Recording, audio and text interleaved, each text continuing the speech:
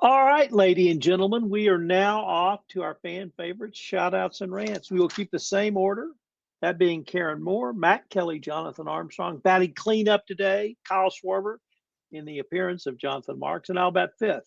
So Karen Moore, you got a shout out and or rant for us?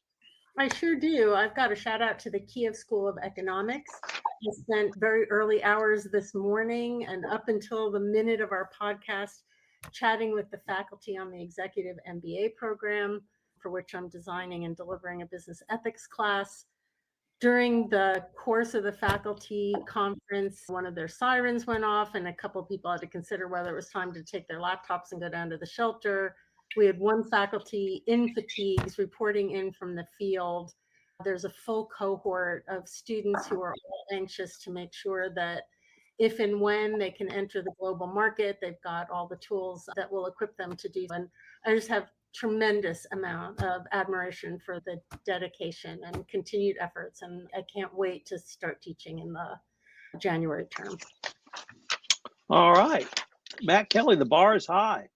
I want to give a shout out to two specific groups of government employees this month.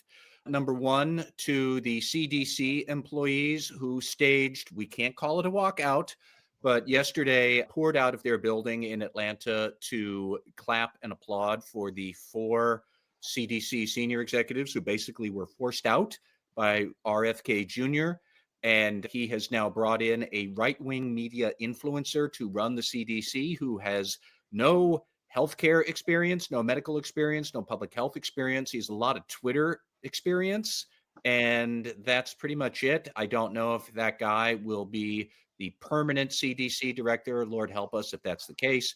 But to everybody at the CDC who said this is bad, we shouldn't do it, we have to speak truth to power. And if that costs us our job, so be it. Great. That is exactly what compliance officers say all the time, is that sometimes you have really difficult choices to make. And the CDC people did it.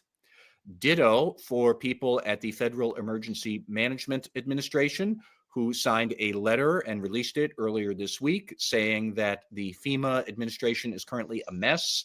We are nowhere near prepared for any disasters such as hurricanes or other big, huge disruptions.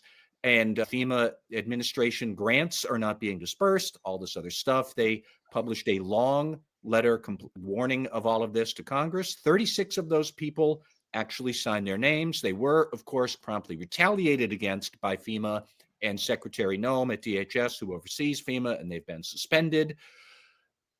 Good for them. They are doing the right thing, and I shout out to you. And I know it sucks if you are being suspended, if you are being retaliated against, if you are getting fired, but you are doing the right thing. And we owe all of those people a debt for putting their rear ends in the firing line to be able to try and stand up and point out where this government is woefully going wrong and dropping the ball. Mr. Armstrong.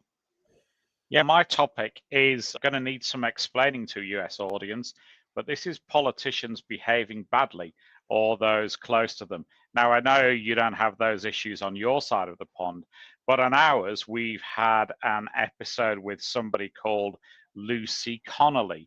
Who's she, you might ask? I think, unfortunately, dear listeners in the US, you're about to find out, and you are probably about to be as tired of her as I am, because apparently she's on a US media tour. Apparently she's going to be billed as Kia's political prisoner.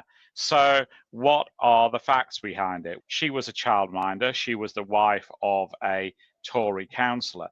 And after the tragic Southport massacres, where children were killed by a rogue actor, she tweeted, and I quote, not an exact quote, you might guess the words I've changed, "Mass deportation now. Set fire to all the flipping holes full of all the benign people. For all I care. While you're at it, take the treacherous government and politicians with them. If that makes me racist, so be it." Obviously, it did make her racist. That message was viewed 310,000 times. It was retweeted 940 times. it was quote tweeted 58 times and 113 people bookmarked it. Because of that tweet and others, people took this to the streets. They attacked the police. They did try and set fire to premises as she had suggested. And while she deleted the tweet afterwards, of course, the damage had been done. She was charged in connection with the tweet.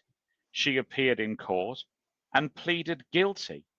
She's not a political prisoner in the fact that she said it wasn't me and she was still convicted. She turned up in court. She pleaded guilty.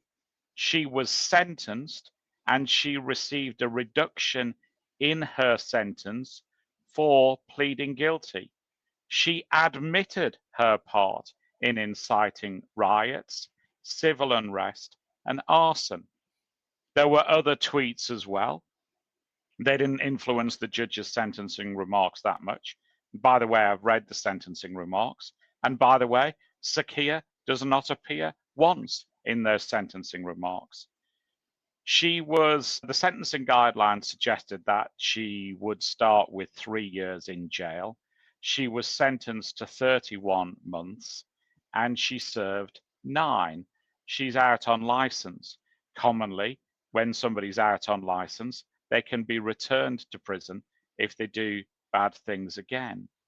But despite the fact that she was given credit for her guilty plea, she appealed against her sentence and she lost that appeal as well. She's not a political prisoner. She was a prisoner for doing bad things.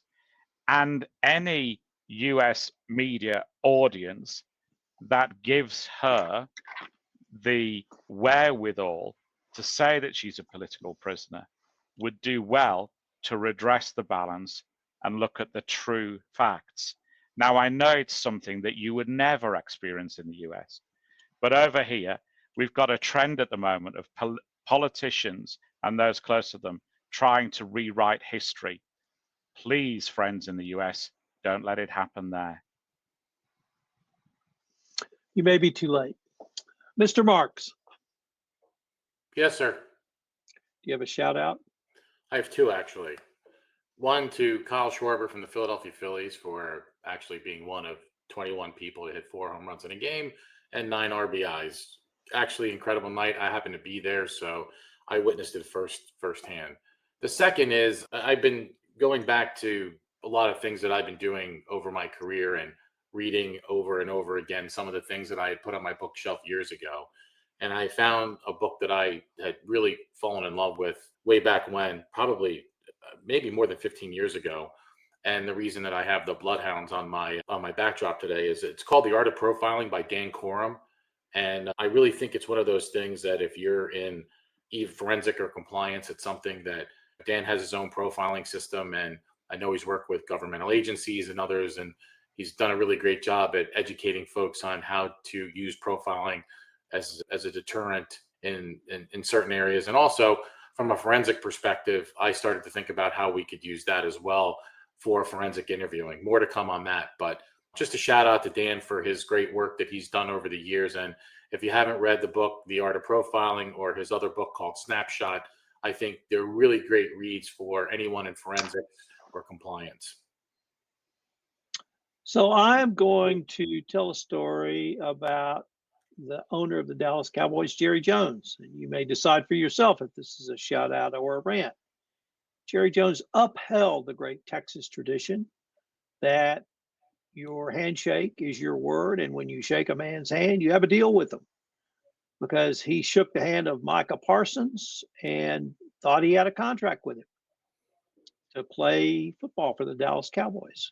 Just as Kyle Schwarber had a great night, well, Micah Parsons is one of 33 NFLers to have more than 12 sacks in his first 4 years and be named to the Pro Bowl each one of those years. But the agent for Mr. Parsons said, oh, no, you have to have a signed contract and you have to negotiate with me because that's the rules of the NFL. Jerry Jones stood up for himself and said, bleep you, Micah Parsons. I'm going to give you away to the Green Bay Packers. So that's what he did. He gave him away for 2 late round draft choices. Jerry Jones standing up for the great Texas tradition of a man's handshake is his word. And I also have to give a small shout out to Scottish Girl. You don't know, you don't know. Ladies and gentlemen, this has been a great episode.